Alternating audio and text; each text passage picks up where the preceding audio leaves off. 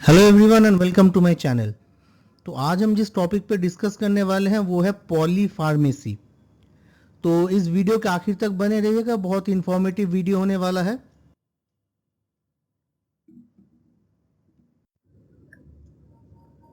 तो आज का जो टॉपिक है वो बेसिकली हम लोग इन सारे सब हेडिंग्स पे डिस्कस करेंगे और एक एक करके चलिए चीज़ों को समझने की कोशिश करते हैं।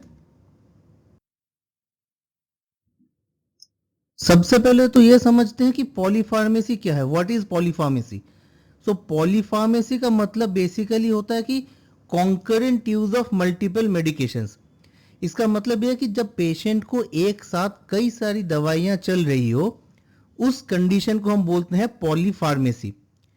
पर अगर हम WHO की डेफिनेशन को देखें तो बेसिकली इसका मतलब है कि अगर पेशेंट को 5 या तो फिर उससे ज्यादा दवाइयां डेली दी जा रही हो तो ऐसे कंडीशन को हम लोग बोलते हैं पॉलीफार्मेसी।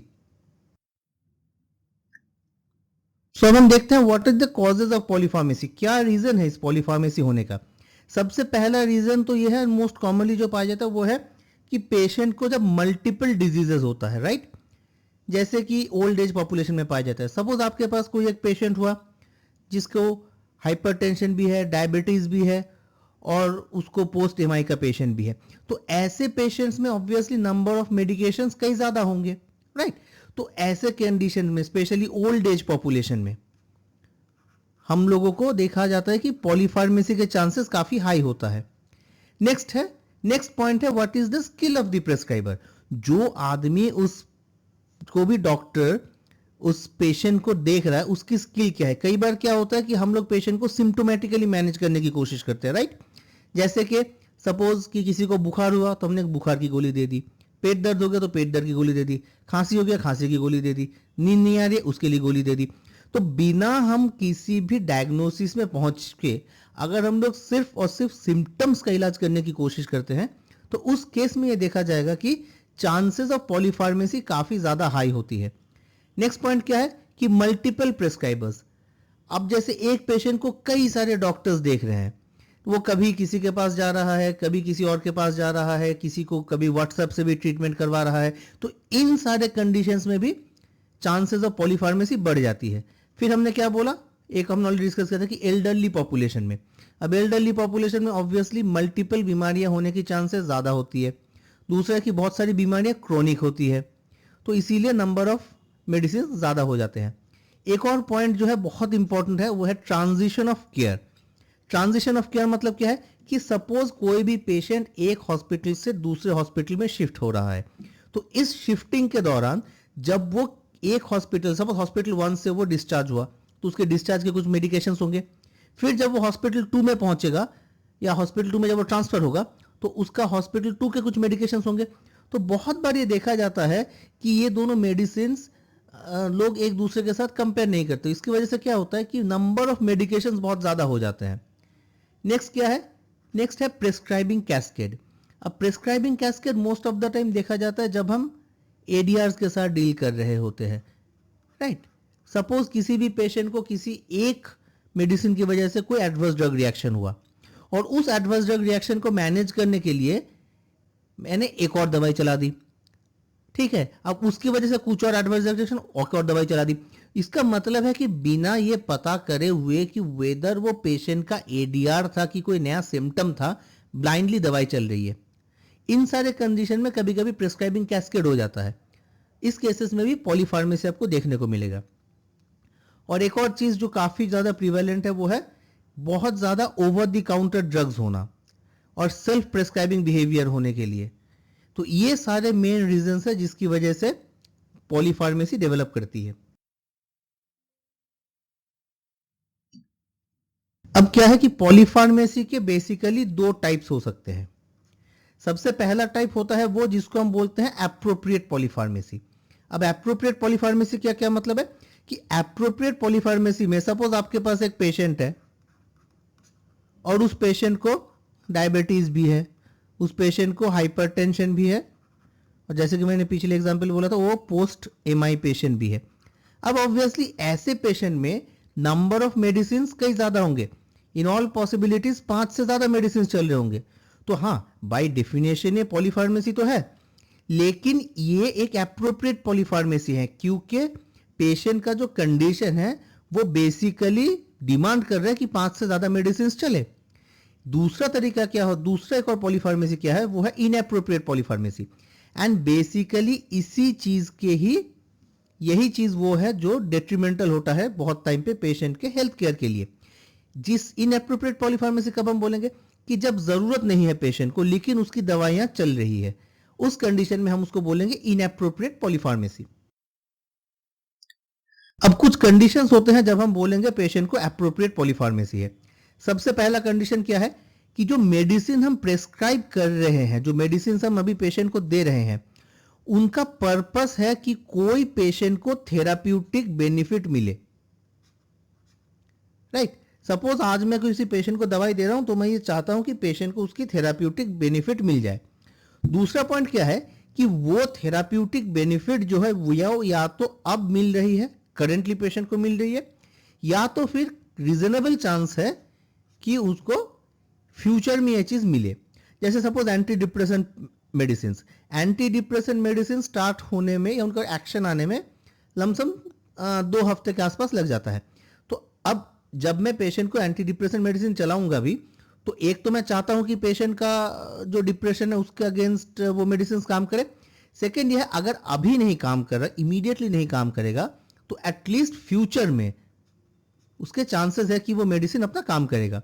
तीसरा और मोस्ट इंपॉर्टेंट पॉइंट क्या है कि जो मेडिकेशन थेरेपी जो भी मैंने पेशेंट के लिए बनाई है या जो मैं किसी भी पेशेंट के लिए सजेस्ट कर रहा हूं, उनमें वो ऑप्टिमाइज्ड है, मतलब उस पेशेंट के लिए वो सबसे बेस्ट थेरेपी है।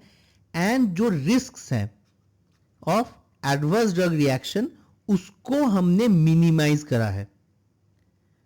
एंड चौथा पॉइंट क्या है कि जो भी मेडिसिन मैं बोल रहा हूं पेशेंट को, वो मेडिसिन लेने के लिए पेशेंट मोटिवेटेड भी है एंड पेशेंट वो मेडिसिन ले भी सकता है। राइट, सो अगर ये 4 कंडीशंस फुलफिल हो रहे हैं तो उस कंडीशन में हम बोलेंगे कि एप्रोप्रिएट पॉलीफार्मेसी है। सिमिलरली कब हम बोलेंगे कि इनएप्रोप्रिएट पॉलीफार्मेसी है, जब पेशेंट को एक या तो उससे ज्यादा मेडिसिन चल रही है जिसका अभी उसको कोई जरूरत नहीं है। राइट, और ये मेडिसिन क्यों जरूरत नहीं है, क्योंकि सबसे पहला पॉइंट है कि कोई ऐसा एविडेंस हमारे पास नहीं है जो इस इंडिकेशन को सपोर्ट करे। राइट, जैसे कि ऑफ लेवल यूज की बातें होती है, बहुत टाइम पे हम ड्रग को ऑफ लेवल यूज में यूज करते हैं, लेकिन हमारे पास उस टाइम पे कोई एविडेंस बेस्ड इंडिकेशन नहीं होता है, कोई अप्रूवल नहीं होता है जिस बेसिस पे हम उस ड्रग को यूज कर रहे हैं। और एक रीजन क्या हो सकता है कि जो इंडिकेशन तो था लेकिन आज के डेट में वो एक्सपायर हो चुका है। अब सपोज जैसे एंटीमाइक्रोबियल, कोई एंटीमाइक्रोबियल है जो एक टाइम पे ड्रग ऑफ चॉइस थी, जैसे सपोज कि एंटेरिक फीवर के लिए सिप्रोफ्लॉक्सासिन एक टाइम पे ड्रग ऑफ चॉइस थी, लेकिन आज सिप्रोफ्लॉक्सासिन के अगेंस्ट इतना रेजिस्टेंस है कि अभी वो 3rd जनरेशन सेफेलोस्पोरिन्स हो गए हैं। राइट, तो इंडिकेशन पहले था, आज के डेट में नहीं है। और एक और कंडीशन क्या हो सकता है कि जिस डोज में हम दवाई को चला रहे हैं वो डोज बहुत ही हाई है जिसकी कोई जरूरत नहीं है। और फिर हम कब बोलेंगे इनएप्रोप्रिएट पॉलीफार्मेसी, जब 1 या तो उससे ज्यादा दवाइयां थेराप्यूटिक ऑब्जेक्टिव को अचीव करने में फेल हो रही हो। राइट, तीसरा पॉइंट क्या है, एक या तो कॉम्बिनेशन ऑफ सेवरल मेडिसिन। मैंने पहले ही बोला था कि हम लोगों को एडीआर को मिनिमाइज करना पड़ेगा, लेकिन जो हम मेडिसिन चला रहे हैं अगर उन मेडिसिन की वजह से there is high risk of adverse drug reactions, तो फिर वो भी इनएप्रोप्रिएट पॉलीफार्मेसी के अंडर ही आएगा। एंड लास्ट पॉइंट क्या है कि पेशेंट या तो उतनी दवाइयां लेना नहीं चाह रहा हो या तो उसकी कंडीशन ऐसा नहीं हो कि वो उतनी दवाइयां ले सके, तो वो भी इनएप्रोप्रिएट पॉलीफार्मेसी कहलाएगा। अब इस पॉलीफार्मेसी की वजह से होता क्या है, सबसे पहला तो जो चीज होती है वो है डुप्लीकेशन ऑफ थेरेपी। राइट, अगर आप सिर्फ और सिर्फ ब्रांड नेम से सपोज ड्रग्स चल रही है तो बहुत बार ऐसा हो सकता है कि पेशेंट को एक ही ड्रग दो बार दी जा रही होगी, अलग अलग ब्रांड नेम से चल रही होगी। राइट, नेक्स्ट क्या है कि जब आप कई सारी दवाइयों को चलाएंगे तो ऑब्वियसली एडवर्स ड्रग इवेंट के जो चांसेस है, एडीआर के जो चांसेस है वो बढ़ जाएंगे। नेक्स्ट पॉइंट क्या है? नेक्स्ट पॉइंट क्या है कि जब आप कई सारी दवाइयां चलाएंगे तो ऑब्वियसली ड्रग ड्रग इंटरैक्शन के चांसेस भी बढ़ जाएंगे। अब ड्रग ड्रग इंटरैक्शन की वजह से हो सकता है कि थेराप्यूटिक फेलियर हो सकता है कि टॉक्सिसिटी हो। नेक्स्ट क्या है? जब बहुत सारी दवाइयां किसी भी पेशेंट को खानी होती है तो पेशेंट का जो एडहेरेंस है आपके शेड्यूल का, जो कॉम्प्लायंस है दवाई लेने का, वो दोनों कम हो जाएंगी। एंड बहुत इंपॉर्टेंट पॉइंट है वो है कि इतनी सारी दवाइयों का जो कॉस्ट है वो कॉस्ट बहुत ज्यादा हाई होने वाला है। अब इस कॉस्ट की वजह से हो सकता है कि पेशेंट दवाई लेना ही बंद कर दे, राइट। एंड जब कॉस्ट बर्डन हो चुका है ऑलरेडी उसके ऊपर, दवाइयां वो ले नहीं पा रहा है, तो ऑब्वियसली जो क्वालिटी ऑफ लाइफ है वो अल्टीमेटली खराब हो जाएगी, इंपेयर हो जाएगी। एंड एक और पॉइंट क्या है कि सपोज आप दवाई पे दवाई दिए जा रहे हैं और पेशेंट बहुत सारी दवाइयां खा रहा है, लेकिन duplication of therapy, ADR, drug interaction, इन सारी वजह से थेराप्यूटिक फेलियर्स हो रहे हैं, तो अल्टीमेटली उसको ये लगेगा कि भाई दवाई तो मैं बहुत सारे खा रहा हूं लेकिन मुझे फायदा कुछ नहीं हो रहा है। तो अल्टीमेटली जो डॉक्टर पेशेंट रिलेशनशिप जो है, जो आपके ऊपर जो भरोसा था पेशेंट का, वो टूटने लगेगा। तो ये सारे रीजंस है, रिजल्ट्स है रादर पॉलीफार्मेसी के। अब हमारे पास कुछ टूल्स हैं जो बेसिकली पॉलीफार्मेसी को रिड्यूस करते हैं। अब यहां पे हम इन टूल्स को इतने डिटेल्स में डिस्कस नहीं करेंगे, अगर आप इसमें, क्योंकि नहीं तो वीडियो बहुत लंबा हो जाएगा। अगर आप इन टूल्स को चाहते हैं कि हम लोग डिस्कस करें तो कमेंट बॉक्स में लिख दीजिएगा, हम लोग जरूर इसके बारे में आगे वीडियोस बनाएंगे। सो पहला टूल जो है वो है बियर्स क्राइटेरिया। सेकेंड टूल जो होता है वो है स्टार्ट। स्टार्ट मतलब the screening tool to alert doctors to right treatment. बिल्कुल इसी की तरह एक और क्राइटेरिया है वो है स्टॉप। स्टॉप क्राइटेरिया मतलब कि screening tool of older person prescription. So start and stop दो आपके पास क्राइटेरिया हो गए। इसके अलावा है medication appropriateness index, MAI, anticholinergic cognitive burden scale, ACB, और आर्मर क्राइटेरिया। आर्मर मतलब assess, review, minimise, optimise and reassess. तो इन सारे टूल्स से बेसिकली हम लोग पॉलीफार्मेसी को रिड्यूस कर सकते हैं। अब कुछ और टेक्निक्स है जिससे हम लोग पॉलीफार्मेसी को रिड्यूस कर सकते हैं। दो टेक्निक हो गया, एक है आपका सेल टेक्निक, दूसरा है आपका टाइट टेक्निक। अब सेल मतलब सेल का जो एस है दैट स्टैंड्स फॉर सिंपल। मतलब आप जितना सिंपल रेजिमेन देंगे, सपोज आप दिन में एक बार दवाई दे रहे हैं, ओडी चला रहे हैं, बीडी चला रहे हैं, तो ऐसे दवाइयों का कंप्लायंस पेशेंट का ज्यादा होगा। सो हमारा काम होना चाहिए कि हम किसी भी पेशेंट का जो भी थेराप्यूटिक रेजिमेन उसको बहुत सिंपल रखें। दूसरा पॉइंट क्या है? A for adverse effect. आप जो भी मेडिसिन उस पेशेंट को दे रहे हैं उसके एडवर्स इफेक्ट के बारे में आपको आइडिया होना चाहिए, नॉलेज होना चाहिए। और अगर कोई सीरियस एडवर्स इफेक्ट हो या लाइफ थ्रेटनिंग एडवर्स इफेक्ट हो या कोई ऐसा एडवर्स इफेक्ट हो जिसकी वजह से पेशेंट का कंप्लायंस गिर सकता हो, तो आप जरूर जरूर वो पेशेंट को बताएंगे। नेक्स्ट क्या है? Indication. I for indication. So जो भी आप दवाई दे रहे हो उसका इंडिकेशन एक प्रॉपर और एविडेंस बेस्ड होना चाहिए। एंड लास्ट पॉइंट जो है दैट इज द लिस्ट। आप इन पूरे पेशेंट को जब आप प्रेस्क्रिप्शन लिखेंगे तो पूरा लिस्ट के साथ, फुल रेजिमेन के साथ, प्रॉपर इंस्ट्रक्शन के साथ आप उस पेशेंट को दवाई देंगे, right. So this is the SAIL technique. And another technique क्या होता है? That is the TIDE technique. TIDE का मतलब क्या होता है? T stands for time. मतलब कि हमको पेशेंट को पूरा टाइम देना पड़ेगा उसके सवालों के जवाब देने के लिए। एंड अगर उसके कोई भी डाउट है उस डाउट को क्लियर करना भी हमारा काम है, राइट। नेक्स्ट है इंडिविजुअलाइज, कि हर पेशेंट का फार्माकोजेनेटिक कंपोनेंट अलग अलग हो सकता है। तो इसीलिए हम कोशिश करनी चाहिए कि जितना टेलरिंग थेरेपी हो सके किसी पर्टिकुलर पेशेंट के लिए, उतना हम टेलरिंग करने की कोशिश करें ताकि हमको कम से कम डोज में मैक्सिमम टू मैक्सिमम बेनिफिट मिले। ठीक है, एक जो हम लोग कॉन्सेप्ट बोलते हैं वो है start low and go slow. इसका मतलब है कि हम लो डोज से स्टार्ट करेंगे और धीरे धीरे डोज को टाइट्रेट करके हम आगे की तरफ बढ़ाएंगे, right. So our goal should be start low and go slow. Next क्या है कि आपको जो भी आप दवाइयाँ दे रहे हो उसके ड्रग ड्रग इंटरेक्शन के चांसेस या तो फिर ड्रग डिजीज इंटरेक्शन के चांसेस भी आपको पता होने चाहिए, राइट। जैसे सपोज आप कोई ऐसा कोई दवाई दे रहे हो जो पेशेंट के लीवर को इम्पेयर कर सकता है, तो अगर पेशेंट का लीवर फंक्शन ऑलरेडी डिरेंज्ड है तो या तो आप वो दवाई नहीं दोगे, या तो अगर देना भी पड़ेगा सपोज, तो उस कंडीशन में आप उसके डोज को टाइट्रेट करके दोगे ताकि minimum to minimum effect on the liver आए। एंड नेक्स्ट क्या है कि एजुकेट, ई फॉर एजुकेट, कि कंप्लीट एजुकेशन होना चाहिए पेशेंट को भी कि वो दवाई क्यों ले रहा है, किस लिए ले रहा है, कब ले रहा है, राइट। ये अगर ये दोनों टेक्निक्स हम स्टेप्स हम फॉलो करेंगे, सेल टेक्निक और टाइट टेक्निक, तो चांसेस ऑफ पॉलीफार्मेसी कम हो जाएंगी। अच्छा, एक और टेक्निक है जिसका नाम है मेडिकेशन रिकॉन्सिलिएशन। अब ये किस चीज का इसका मतलब क्या होता है कि मेडिकेशन रिकॉन्सिलिएशन का मतलब ये है कि ये एक प्रोसेस है जिसमें हम पेशेंट का जो कंप्लीट मेडिकेशन होता है उसको कंपेयर करते हैं उन सारे मेडिसिन के साथ जो पेशेंट अब तक लेता आया हो, राइट।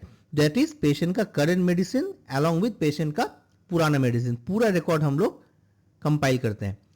तो ये मेडिसिन रिकॉन्सिलिएशन के लिए हमारे पास टोटल 5 स्टेप्स है जिसमें हम लोग मेडिसिन रिकॉन्सिलिएशन करते हैं। पहला स्टेप क्या है कि करंट मेडिसिन जो अभी पेशेंट ले रहा है उसका एक कंप्लीट लिस्ट बना के उसका कंप्लायंस चेक करिए, चेक करें कि पेशेंट सारी दवाएं ले भी रहा है कि नहीं। नेक्स्ट क्या है, नेक्स्ट एक और ऐसा लिस्ट बनाएंगे ऐसी दवाइयों का जो मुझे लगता है या हमें लगता है कि अभी करेंटली पेशेंट को जरूरत है based on the clinical assessment, right. उसके बाद इन दोनों लिस्ट को हम कंपेयर करेंगे। पहला लिस्ट कौन सा था, जो पेशेंट के करंट मेडिकेशंस का था। दूसरा लिस्ट कौन सा था, जो मैंने अभी करंट सिनेरियो देख करके बनाया है। इन दोनों लिस्ट को हम लोग कंपेयर करेंगे और इन दोनों लिस्ट को कंपेयर करने के बाद एक क्लिनिकल डिसीजन लेंगे अल्टीमेटली, जो कि इस कंपैरिजन के बेसिस में होगा और करंट पेशेंट के कंडीशन के बेसिस पे होगा। फिर हम लोग एक सिंगल प्रेस्क्रिप्शन बनाएंगे और वो प्रेस्क्रिप्शन जो होगा वो हम लोग प्रॉपरली कम्युनिकेट करेंगे, वो new prescription either to the patient और अगर पेशेंट उस कंडीशन में नहीं to their care givers with proper counselling. तो इन 5 स्टेप्स में हम लोग मेडिसिन रिकॉन्सिलिएशन कर सकते हैं। अब जब हम मेडिसिन रिकॉन्सिलिएशन करेंगे और दोनों मेडिसिन उसके करंट मेडिसिन अभी जो मैं चाह रहा हूं सबको कंपेयर करेंगे तो डुप्लीकेशन ऑफ जो मेडिसिन होते हैं या जो इंटरेक्शन वाले पॉइंट्स होते हैं उन सारे पॉइंट्स को अगर हम कवर करते रहेंगे तो पॉलीफार्मेसी का जो चांसेस है वो काफी कम हो जाएगा। नेक्स्ट एक और प्रोसेस क्या है, एक और प्रोसेस है डी प्रेस्क्राइबिंग। दैट इज अब का कॉन्सेप्ट सिर्फ प्रेस्क्राइबिंग नहीं है बल्कि डी प्रेस्क्राइबिंग भी है। डी प्रेस्क्राइबिंग का क्या मतलब है कि ये तो एक ऐसा प्रोसेस है जिसमें पेशेंट का ड्रग को हम टेपर करते हैं, राइट, उसके डोज को घटाते रहते हैं या तो ड्रग को डिसकंटिन्यू कर देते हैं। एंड अल्टीमेटली हमारा गोल क्या होता है कि हम लोग पॉलीफार्मेसी को मैनेज करेंगे एंड अल्टीमेटली जो आउटकम होगा उसको इंप्रूव करेंगे। अब ये डी प्रेस्क्राइबिंग के भी टोटल 5 स्टेप्स होते हैं। 5 स्टेप्स क्या है कि सबसे पहले जो हमने मेडिकेशन रिकॉन्सिलिएशन किया था एक प्रॉपर मेडिकेशन रिकॉन्सिलिएशन हम लोग करेंगे। सो वंस हम लोग मेडिकेशन रिकॉन्सिलिएशन को कंप्लीट किए उसके बाद हम लोग ओवरऑल रिस्क को कैलकुलेट करेंगे ड्रग इंड्यूस एडवर्स इवेंट का क्या है। जो मेडिसिन हमने अल्टीमेटली जो बनाया है मेडिसिन रिकॉन्सिलिएशन के बाद उसका ड्रग इंड्यूस्ड एडवर्स इवेंट को कंसीडर करेंगे। उसके बाद हम एक एक मेडिसिन को देखेंगे, एक एक मेडिसिन को देखेंगे for that eligibility to be reduced, right, कि मैं हर एक मेडिसिन, सपोज हमारे पास 6 मेडिसिन है तो मैं 1 2 3 4 एक एक करके चलूंगा ये देखने के लिए क्या ऐसा कोई मेडिसिन तो नहीं है जो मैं इसमें से काट सकता हूं जो एट दिस मोमेंट पेशेंट को जरूरत नहीं है, राइट। उसके बाद हम प्रायोरिटाइज करेंगे मेडिसिन को डिसकंटिन्यूएशन करने के लिए, राइट, कि सपोज मैंने 6 मेडिसिन में देखा कि 2 मेडिसिन को डिसकंटिन्यू कर सकते हैं और उन 2 मेडिसिन में एक मैंने देखा कि एक को तो अभी डिसकंटिन्यू कर सकते हैं, एक में भी शायद 10 दिन के बाद कर सकते हैं, तो मैं प्रायोरिटाइज करूंगा, राइट। जो उसको अभी डिसकंटिन्यू कर सकता हूं उसको मैं अभी डिसकंटिन्यू कर दूंगा और फिर अगर जिसको 10 दिन के बाद कर सकता हूं उसको मैं 10 दिन के बाद करूंगा। बट मेरा प्राइमरी गोल होगा कि पेशेंट का जो पिल का बर्डन है वो कम हो सके, पॉलीफार्मेसी उसकी कम हो सके। एंड लास्ट पॉइंट क्या है कि अल्टीमेटली ये जो प्लान मैंने बनाया है, इस ड्रग डिसकंटिन्यूएशन प्लान को इंप्लीमेंट करना है। एंड अगर कोई विड्रॉल इफेक्ट भी दिखे तो उसको भी कंसीडर करते रहना है, जैसे कि स्पेशली स्टेरॉइड्स के केस में होता है। सडन टेपरिंग ऑफ या sudden stoppage of steroids may lead to withdrawal effect. So इन सारे पॉइंट्स को भी मुझे कवर करते रहने हैं। सो आज तक दोस्तों यहाँ तक ही। और अगर वीडियो की यहाँ तक पहुँच चुके हो तो यार एक लाइक तो बनता ही है, और इस वीडियो को प्लीज़ शेयर ज़रूर करना, हमें कमेंट बॉक्स में ज़रूर बताना और अगला कौन सा टॉपिक है जिस पे हम लोग डिस्कस कर सकते हैं। इस चैनल को ज़रूर सब्सक्राइब करना, बेल आइकन को दबाना मत भूलना। और जब तक अगला वीडियो आता है तब तक के लिए गुड बाय।